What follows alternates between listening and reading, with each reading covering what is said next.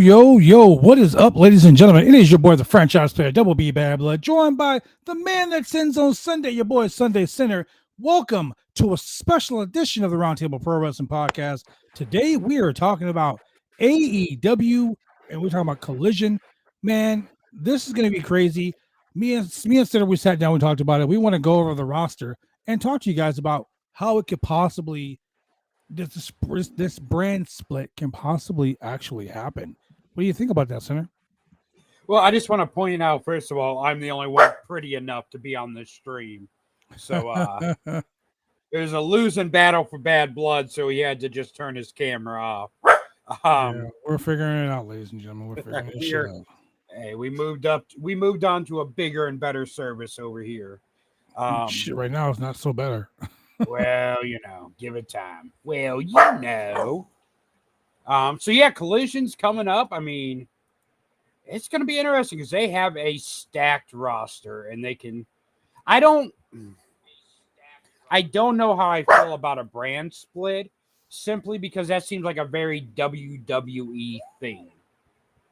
The brand split was never happened before WWE, so it just feels like it's a WWE thing. So I really don't know about a brand split, if that's a good way to do it.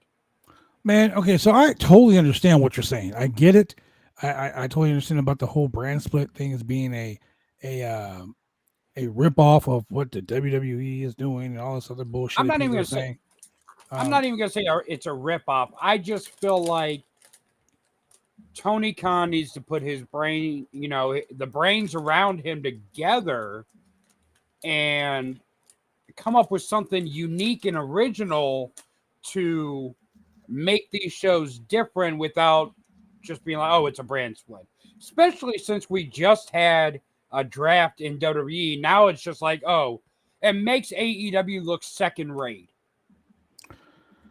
Well, we can talk about the whole second rate thing. We can talk about that too, or we're fucking blue in the face. But at the end of the day, AEW is doing something that not many other promotions are doing. They're giving all their guys fucking work. I mean, we got last night. Look, for instance, last night's show, we had Miro just show up out of nowhere. The whole internet went fucking bonkers for that. And keep in mind, Miro's been off TV for so long because people are just like, well, we don't have room. We have nothing for Miro. We have nothing for him. Like, I believe he's been off since November. Yeah, he's been off for that's what I'm saying. First off, okay, let's see what my boy Robert Langdon, a very renowned professional wrestling promoter out of Texas, had to say. Okay, first off, TK doesn't listen to anyone but TK and Tony. He will take suggestions, but he won't do anything they say. You know what? That's true. He changes the story to whatever he wants. To me, Tony Khan is a I don't want to say a mark, because I mean technically we're all fucking marks, but I think he is more of a what's what I'm looking for here. I think he's more of a wrestling fan who has money, who is playing with his own little, like he has a whole bunch of new toys and he doesn't know what to do with these toys. So now he wants the best of everything, Right. Tony Khan is a wrestling fanatic.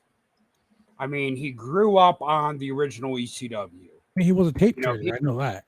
Oh, yeah. He was a tape trader. He was at several ECW shows in the arena. He, was a big fan of WCW, which I think is pretty obvious from how things are kind of happening in AEW. So, I mean, he's a good, I mean.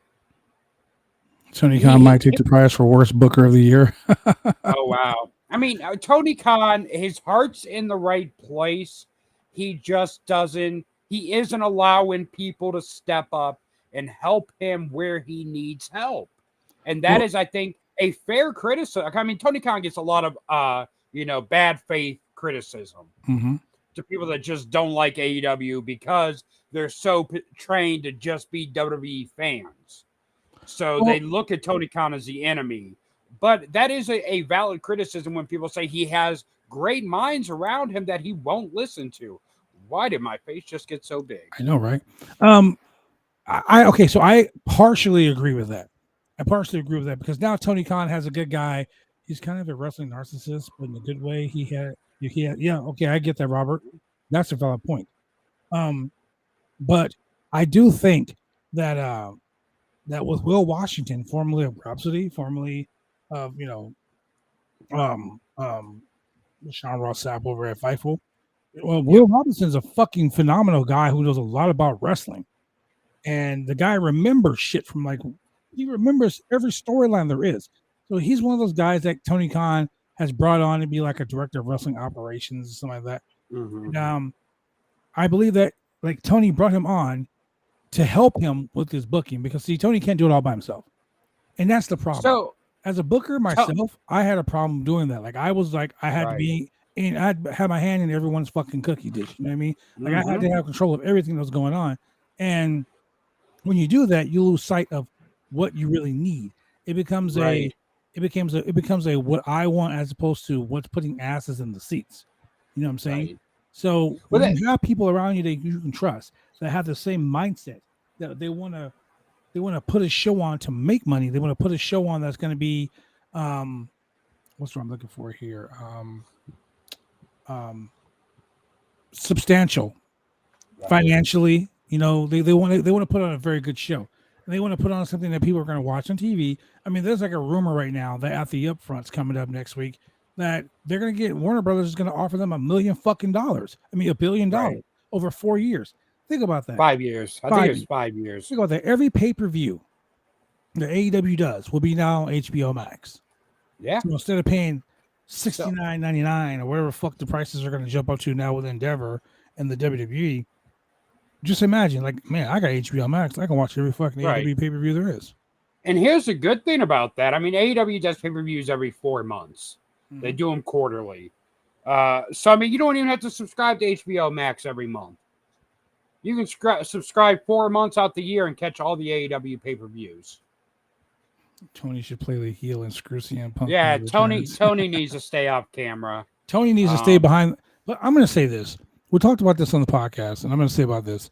Tony Khan and his big, oh my God, it's going to be so fucking great. You know, blah, blah, blah, this announcement. Normally his announcements are lazy and they're full of shit. Yeah. But this last announcement was actually pretty good. So one thing I'll say about Tony Khan, and something he's gotten better at since he started AEW compared to when he started AEW, is putting the right people in the right places. When he started AEW, he had Cody, the Bucks, and Kenny as his EVPs. Don't get me wrong, they're all talented, but they should not have been EVPs. Now he has Jeff Jarrett running the house shows. He has, Tony Schiavone in a position of power. I think doing the commentators, stuff like that. He's learned how to put the right people in the right places. The only place he's not figured that out at is creative, because he wants to do all that himself. And that's where he has someone like Will Washington, who is really good at the creative portion of wrestling. You know what I'm saying? Mm-hmm. They have someone like that can actually like be here and be like, be in the mix, so to speak. Like, hey man, this is what we need to fucking do to get the people back. This is what we need to do to make this work. And, check your ego at the door, which is in this industry is very hard for some people. There are a lot of people in this industry that can't check their ego at the door. They need to be the end all be all. And that sometimes is a huge problem. Mm-hmm. So, Tony, he's come a long way as a promoter. He still has a long way to go. Yeah, I believe he has a very long way to go. So let's go ahead and let's do this. Let's break down. Okay. So let's say the top 10 people. So right now, part of the show. So right now, your champions are MJF, Jamie Hayter, Jade Cargill, FTR, Orange Cassidy, Wardlow, and the House of Black. So let's start with the champions. Okay. Who goes where? So this is what I would do. You don't want to start creating 2 world championships and all this other bullshit that people do. Right. How about we do this? How about we take the AEW International Championship? That be the top title on Collision. That way you can let's get it off Orange Cassidy first. Well, no, dude, Orange Cassidy's having phenomenal matches with everyone he works with. But he's not that guy to represent a brand. And that's fine because this is not a different brand. This is just another show. So Well, in a sense, you got Orange Cassidy on this show. You got CM Punk on this show. You got Chris Jericho on this show because Punk and Jericho are going to work together to make this show build up. You got Miro on this show. Okay, take Jade Cargill and make her the women's champion on that show. That I agree with. You know what I'm saying? I mean, don't get me wrong. Jamie Hayter is the women's world champion. The TBS championship should be like the women's championship. I not say like a make Raw SmackDown deal, but you know what I mean. I say make the TNT and the TBS title the main titles for this show. The TBS and the TNT title. Yes, make them the main titles of this show instead of the international title. Make it that TNT and TBS champion as pretty much the top title on this show. Okay, I agree with you about making the TBS title there, but if you have the TNT champion, which is like the television champion, the international championship should be higher than the television championship, in my opinion. Well, I look at it this way: which title has more prestige behind it? Which title has had more high caliber stars to wear it? I mean, which title has a better history behind it? The international title is still semi new. There's been two champions, Pac and Orange Cassidy, and that's my point. Put the title on CM Punk. Put the title on Miro.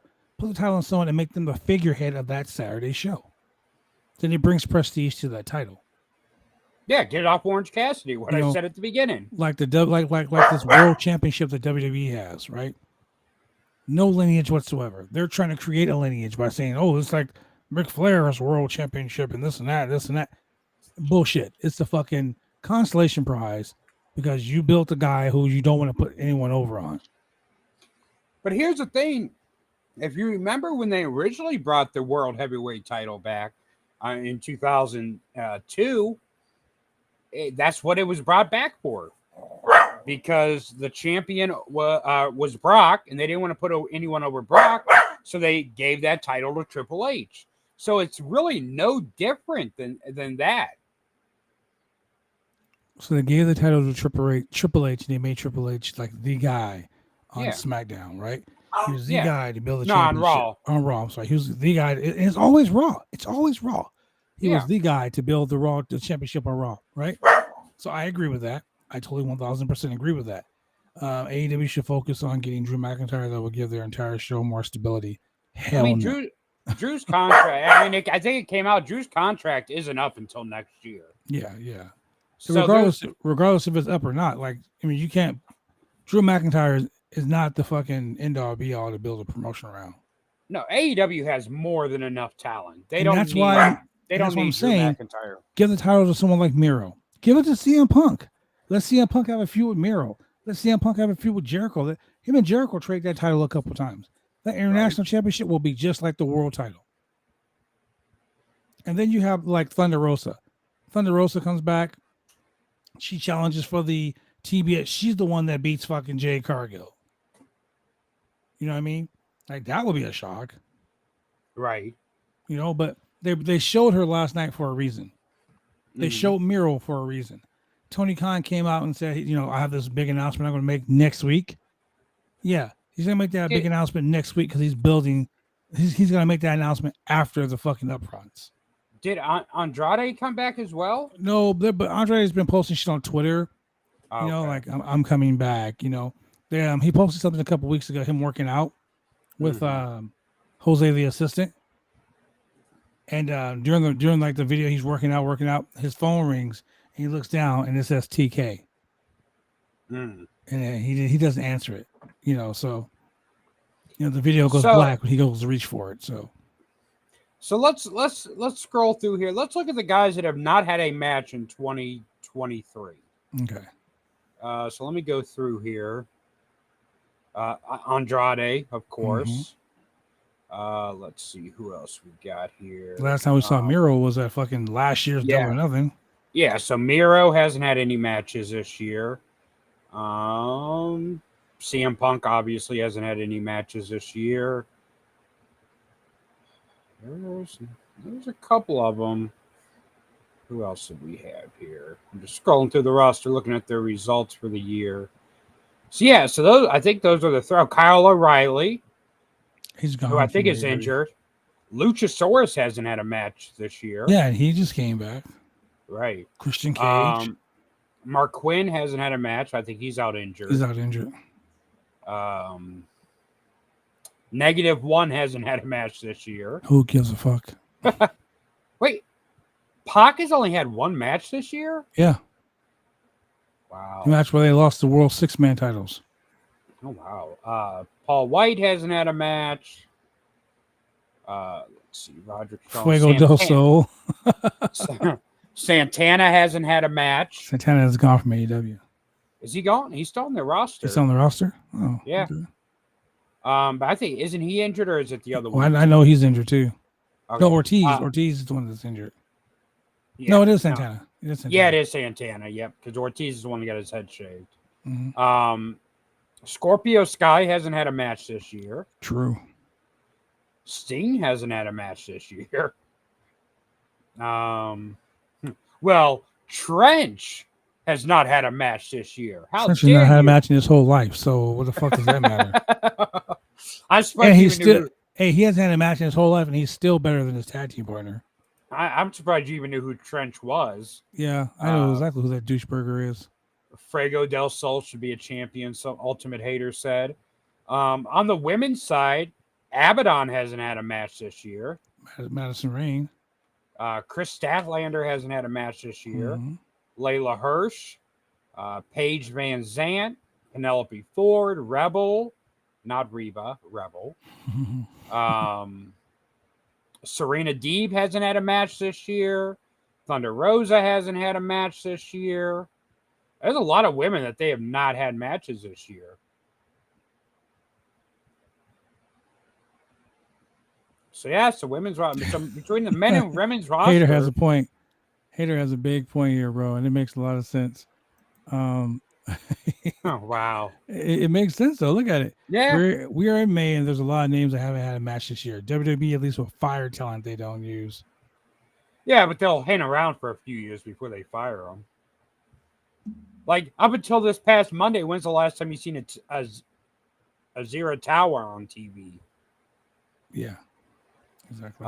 But I mean, Tony Khan. Yeah, has Tony Khan actually legit fired someone other than because they're involved in some scandal? Well, he lets the contracts go. Right. He doesn't fire. He lets contracts expire. What's his name's contract? The little small guy, Marco Stunt's contract.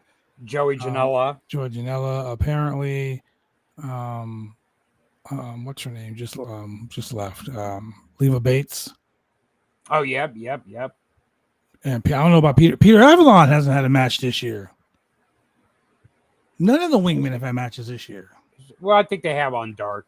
Yeah, like I said, none of the wingmen have had matches this year.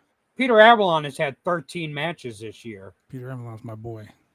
Who's the other guy? Nick Nemeth? No. Nick's doll. You mean Ryan Nemeth? Ryan Nemeth. He has had probably the same amount of matches. Oh, he ain't even on their roster.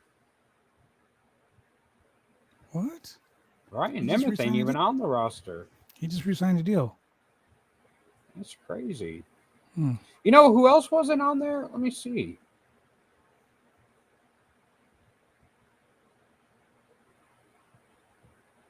Oh, he is on there. I was going to say Ortiz isn't on there, but he is. Nick Camarado. Yeah, he's had one match this year. MJF's had 3 matches this year. Matt Sydal has a better loss record. Yeah, than MJF in 2023. Wow, he's 3-0. MJF is 2-1. That's weird. So Matt Sydal should be number 1 contender. Right? Yeah, but wins and losses don't matter. Oh, okay. Yeah, Thought I they mean, did. so I guess like for me, I want to go ahead and let's do this. Let's do a top 10 of guys that we know that should be seen on television for this Collision debut. I'm gonna say for me, I mean it's obvious CM Punk, but let's go from Yeah. the bottom to the top. Okay. I think the 10th guy that should be on TV on this big show is Luchasaurus. Okay. Get him away from Jungle Boy because that feud is done. Done. No one gives a Oh shit yeah. about that feud. Yeah. I think that maybe fuck, this is a good one. We like I said, we can have Nick Camarado. He's a big guy. We can have Ryan Nemeth. Give that guy a opportunity. Good looking guy, nice body, can work. Obviously funny as shit. Good on the mic. Yep. Has a good heater. He has a good spot. Um, Maybe Eddie Kingston. No, Eddie Kingston's Ring of Honor now. Yeah. Um, He's going in for hernia yeah, surgery. he's already had it. Shit. Oh, Anthony Ogogo hasn't had any matches Yeah, this who year. gives a shit about that guy? Put Dustin Rhodes and Keith Lee on there. Yeah. You can put the House of Black on there. Damn near, you got to put Miro on that motherfucker every week. Oh yeah. Oh yeah. Shit. So. You can put these lucha guys on there like Commander Mm-hmm. and Andrade. You can put the whole Andrade's group, the Lij on there.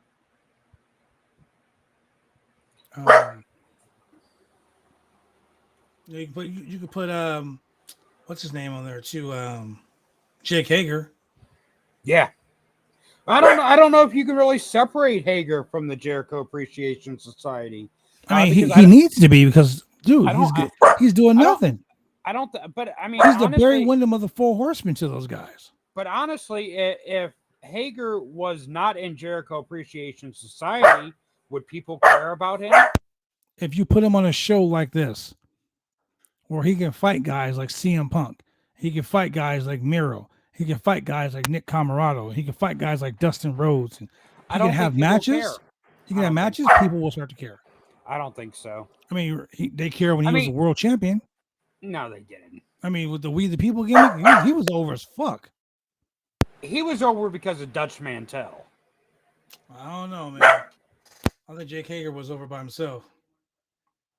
I don't. Without Dutch Mantel, without Cesaro, no, I don't ever. I mean, don't get me wrong. Jake is amazing in the ring. He can work, but he doesn't. He's lacking that it factor.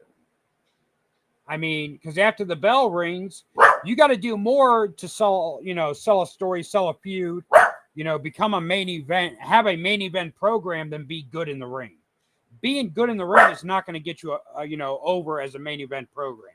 True. You got to be able to tell a story outside of the ring, and I don't think Jake Hager can do that. I can understand that. I totally 1000% can agree with you on that. So I think he needs to be. I mean, let's be honest. Jake Hager is, how old is he? He's gotta be in his late 40s. Let me see here. Let me check here. He's 41. Early so 40s. I mean, honestly, he's kind of at that age where where his main job is to elevate other people. Yeah. So, I mean, and he does, where he's at, his spot right now with the JAS is a perfect spot for him. I mean, he found something that does get him over with his hat. That's the dumbest fucking shit I've ever seen. It is, but it's over as hell. So, I mean, he's got that, but you're not going to have a main event program over his hat. So. Exactly. No one's gonna give a shit about him and his fucking hat. But he's at a good position. He's a good hand, which sometimes is a curse in wrestling, being a good hand. Because when you're a good hand, that means you're good at getting others over. So, but I mean, he's good for where he is. He's in a good position where he is, and I don't think he really has to be built. Jake Hager is like a WWE 2K generic wrestle medical bill. I like that. But yeah, so I don't see Jake Hager having a successful singles run on his own. I may have lost the franchise. Nope, I'm still here. I'm still Okay. here. Okay, so yeah, I can agree with that. So okay, who were your top 5? Tell me your top 5. Okay, so I'll start with number 5. I would bring over Ricky Starks. Yeah, I didn't think of that. I don't know why I didn't think of Ricky Starks. I'd bring over Ricky Starks as my number 5 pick. Number 4 pick, I would bring over the Acclaimed. Okay, I can see that. Number 3, I'd go with Miro, my number 3 pick, obviously. You know what? Okay, let's not even count Miro, CM Punk in our top 5 because those are kind of pretty much automatic or going to that show. Okay. So just 5 people outside of them we'd pay. I would say Acclaim, Ricky Starks. See, my vision for this show is a younger talent show. Like you have your veterans like CM Punk. Well, that's what they're going to do for Thunder. I mean, not Thunder. Rampage. Thunder. Oh, man. It feels like Thunder some weeks. Yeah, it does sometimes. But that's what they're going to do to Rampage. They're going to make Rampage the show where all the unsigned talent and guys like that are going to get their chance to shine, which is kind of cool. My number 3 would be Hook. Oh, shit. I didn't think about Hook. Yeah. Can we finally have that CM Punk versus Hook match? Hey, send Hook. Let's send Hook. Shit. How are they gonna send him? My number 2, and this may be a curveball here. My number 2 would be Lance Archer. Oh, shit. Didn't think about the Murder Hawk monster. Because that man, and he is literally a monster. And I think with a platform like this, I think Lance Archer can be a main event player. I don't see Lance Archer as champion, but I can see him being the obstacle the champion has to overcome. Okay. I can almost. I mean, I can see where you're going with that. I think that he does have the. He is in my opinion, he is the type of guy that you see as a beast. Right. Someone that, like he's like the heater. You got to go through this guy to get to this guy. But do I see him as the main event guy? I don't know, man. I don't know. So let's see. What am I at now? I've got the Acclaimed, Ricky Starks, Hook, Lance Archer. So my number 1 pick, Jeff Jarrett. No. Not Jeff Jarrett. I love Jeff, but no. Shit. Why not Jeff Jarrett? No, they're Ring of Honor people, in my opinion. Yeah. I'd bring over Jay White and Juice Robinson as the Bullet Club Gold. So here's the thing. I like that too. Here's the thing. Bullet Club Gold. There's a very good chance that CM Punk is not going to work with the Elite, or the Elite are not going to work with CM Punk. That's a possibility. What's the next best thing? What did the Elite come from? The Bullet Club. CM Punk versus the Bullet Club over on this new show. The Bullet Club's there for, the Elite, to take care of CM Punk for the Elite. So you still kind of get that feud with the Elite without them having to work together if they don't want to. Or it could even use that if they are going to work together, no point in jumping right into it.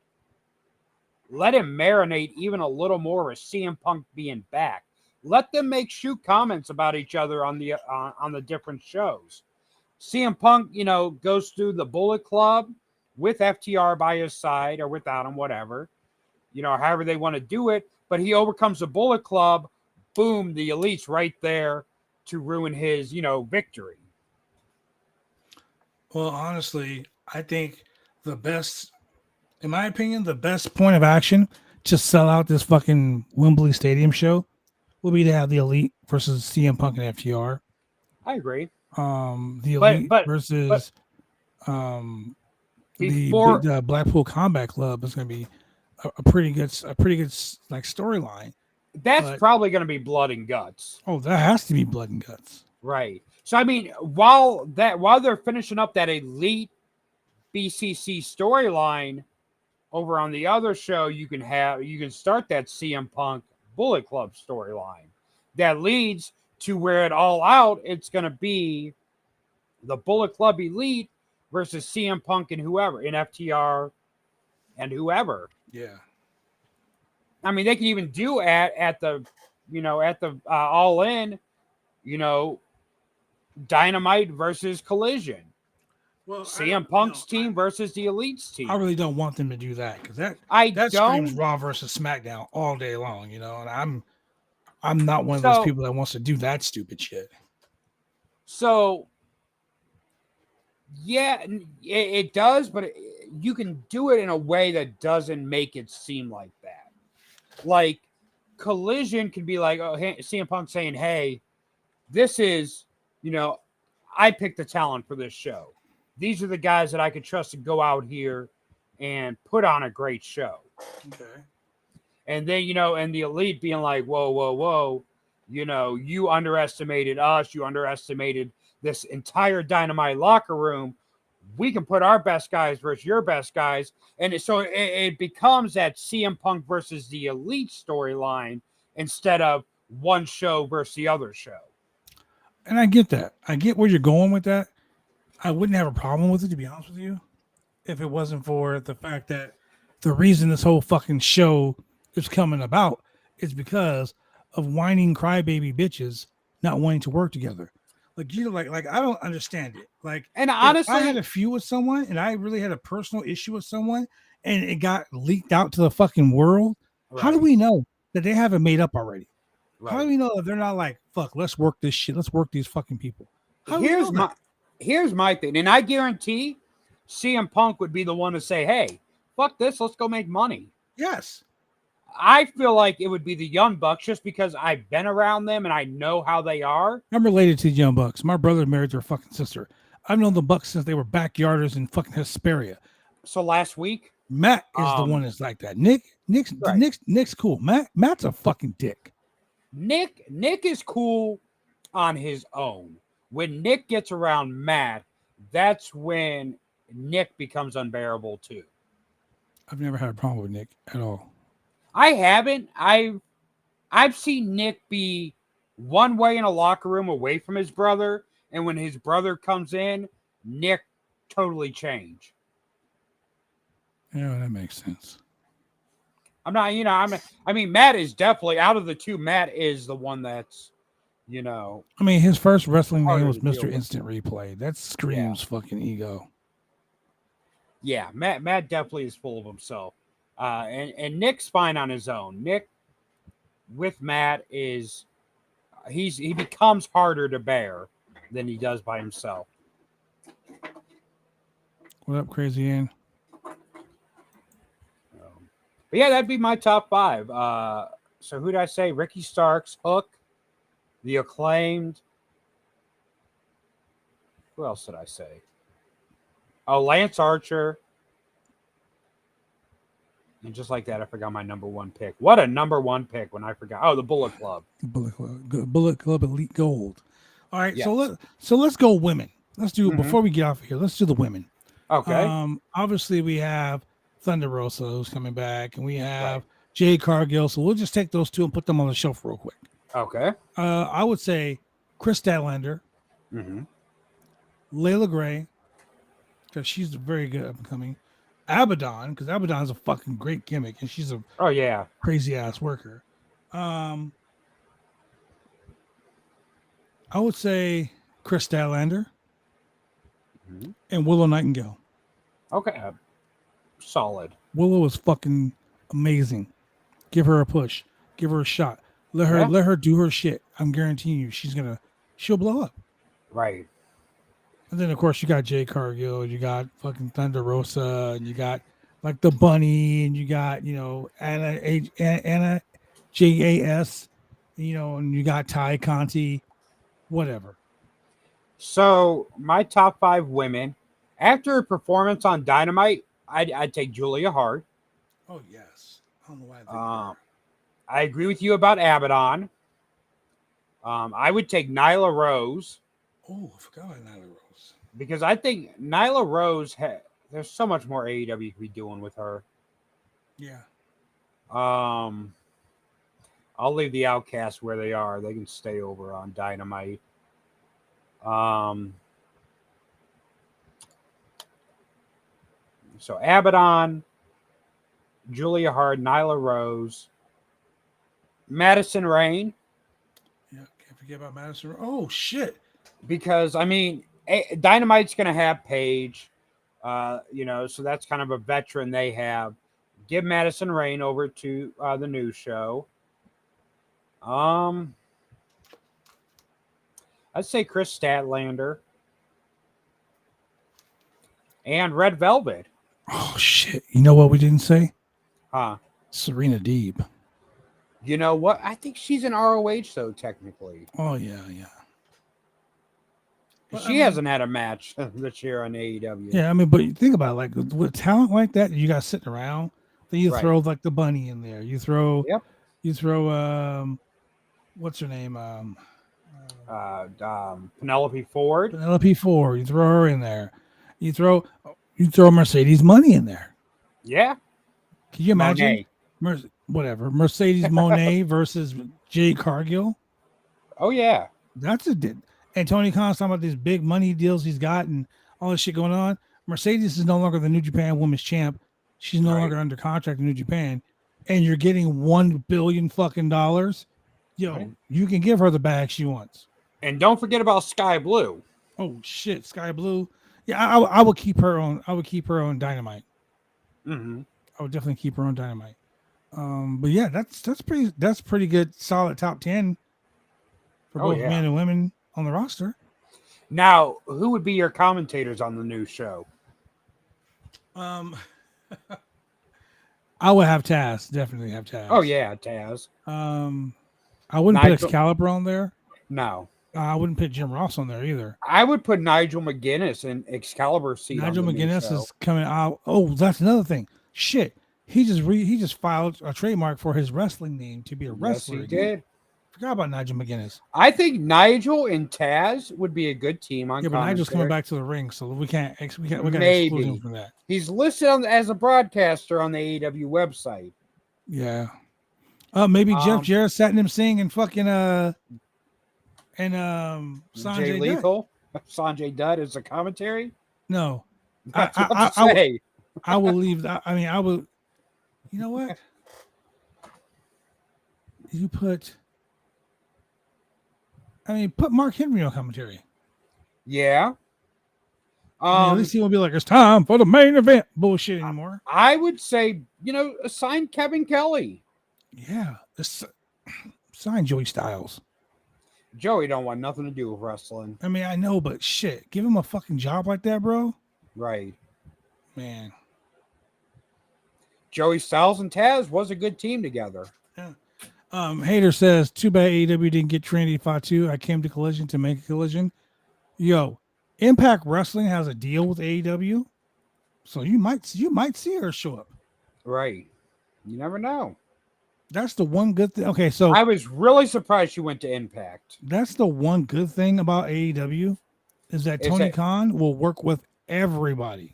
Oh yeah, he leaves that door open. Like that forbidden door, like he literally has the key to that motherfucker. Like, yo, I'm open door, come on in. Right. Vince and those guys, nah, bro. If we can't make you come over here and look like a fucking idiot, look what they did with New Japan back in the day when they brought New Japan in and they were like, oh, we're gonna make this guy a sushi chef, and it was like fucking Hakushi. It was the Rainmaker. It was fucking, let's make this go. Oh, Takeshita, Put him on fucking Collision. Oh yeah, I forgot about him. Think about him. Yeah. So He's many not guys listed that on can go their Collision. roster for some You reason. can have like Wheeler Yuta go over there. You can I have would say Adam Page or Ethan Page Ethan and Page. the firm had the firm go over there. Yeah, Matt Hardy can go over there with Jeff. I mean, John Spears. Sean Spears. Sean Spears can be part of the team with Ricky Starks. Yeah. There's so many people you can go over there. Like I said, you make the international championship like the guy, like they like the title, and there you go. Don't forget Action Andretti. Yeah. Top flight. Yeah. Once I think Once Darius is fucking he's healed, gonna be gone for a while. or once Dante is healed, So do you keep Jericho on Dynamite or do you move him over to the new show? Well, Jericho's going to be going back and forth. Right. So, and there are guys like triple CM Punk isn't just going to stay on Rampage. I mean, stay on this show. He's going to be going back and forth. But what it sounds like is like the Bucks will be on Collision and CM Punk will be on Dynamite. And then Dynamite the next week, CM Punk will be on Collision and the Bucks will be on Dynamite. But where do you put Luther? Nowhere. The unemployment line. No, I like Luther. He's a good dude. Yeah. Him and Serpentico. But I would. The problem I have with this whole thing is if you separate these guys in these two different rosters, when a pay-per-view happens, they're all gonna be in the same fucking building anyway. Right. Yeah. I don't want to see a roster split. Yeah, well, we need AEW to keep wrestling going because WWE spent almost 2 decades ruining it. I fucking agree. Here's the problem, and here has been AEW struggle. WWE has had 20 years as the only big game in town, so they have taught the fans wrestling through how they see it. Yeah. WWE has taught wrestling through how they book, how they push, all that. So when AEW came around, people were like, well, this is dumb because it wasn't WWE. It was taking everything that WWE has taught the fans to think about wrestling and changed it. I remember, one of my friends who was a WWE fan, we were going to one of the pay-per-views, and we're talking about one of the AEW pay-per-views, and we're talking about what he thought was going to happen. I was like, bro, that ain't going to happen. But then I had to remember he's been trained the last 20 years to think of WWE booking. Yeah. Which is not booking that I grew up on, that you grew up on, that Julian grew up on. We had that WCW, that old school NWA, ECW. We had all these different booking styles. Any given Sunday, somebody can become the next champ. Right. We had all these different booking styles that were different from each other to where it kept you on the edge of your toes. The last 20 years, you've only had one booking style. So nothing changed. So people, when AEW came around, that's what people were expecting. Yeah, that's true. And when they got a whole oh shit, these guys are way better. They're actually doing wrestling. Oh shit, wait a second. Now these guys are bringing in other promoters to work with them. Right. Oh shit, I never thought I would see this guy from Japan in the United States. Oh shit, New Japan and AEW working together. That's what makes wrestling fun. I want to try to think. It was CM Punk's first pay-per-view with AEW that we went to. I'm trying to think of what match it was that he had WWE booking in his mind about how it was going to end. And it was it CM Punk, Darby Allin? No, he pretty much knew CM Punk was going to win that. I think everyone knew that. Well, while you're thinking about that, ladies and gentlemen, if you want to support this website, you want to support these guys, look, you can support the stream by helping us out here. Scan that QR code. Man, donations are always welcome. Help keep the boys here streaming for your enjoyment. Anything you want to donate will be fucking fabulous. Fantastic. I got some shirts on there from ProWrestlingTees.com.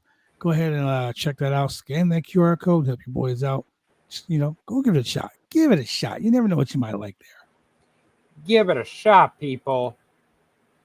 think it was Revolution from that year. Maybe. Wait, is that the one? No, I don't know. But regardless, so it was pretty much. I think it was All Out. So, but it's pretty much I want to see what match. Chris Jericho and MJF, where Jericho lost, he would have to retire. So he thought for sure Jericho was going to win that, or MJF was going to win that. Oh yeah, I remember what you're talking about now. I know Yeah. exactly what you're talking about. Yeah. And I think also the Lucha Brothers and the Young Bucks, because he just that thought was no like way that the cage Young match. Bucks were gonna. Yeah, he thought no way the Young Bucks were gonna lose. And I was like, Yeah. bro, this is AEW. This is different. Yeah. Like, it's not WWE booking. I want to say those are the ones when I was just like, yeah, you're stuck on WWE booking. But I've been supporting this podcast for a couple of months now. Hate. I love hate it, away. bro. I love it, bro. You're allowed to hate it. You're allowed to hate as much as you want. WWE has more solid booking, and AEW is more fun to watch. Best way you can explain is that WWE stays consistently good, but AEW peaks are higher. That's one good way to put it. That is a very solid point. But again, at the same time, that's solid. I mean, really, I don't know, man. I have to argue that solid booking because there are sometimes outside the bloodline, what solid booking has WWE done? Yeah. I mean, and now, fans have already stopped caring about Sami Zayn. Yeah, literally. He was hot for a month, and then fans just didn't care. Once he lost to Roman Reigns, and then he just completely went away from Roman Reigns. Because the steam was taken out of that storyline. Yeah, like, that was it. Exactly. Yeah. Exactly. So, ladies and gentlemen, we hope you enjoyed this little tidbit of us. We're trying out something new here on the Roundtable Pro Wrestling Podcast. They were on fire into Mania. That is true. Yeah. We tried a new streaming service out, and it looks like it might be working impartially, but I will be working on it late into the night. So, Joe, thank you for joining us. Hater, thank you for joining us. All you fans out there, thank you for joining us. Remember, like, click, and subscribe. If you want to link your Amazon Prime account to your Twitch account, you can also do that. You click that subscribe button, you get a free subscription, and you can hook it up. Rhea's booking has been solid. Yeah, when she has good opponents. Right. Her and Charlotte were great. The last two matches, not so much. So with that being said, ladies and gentlemen, thank you for joining us here. And man, we will see you tomorrow night for our recap of SmackDown. Peace.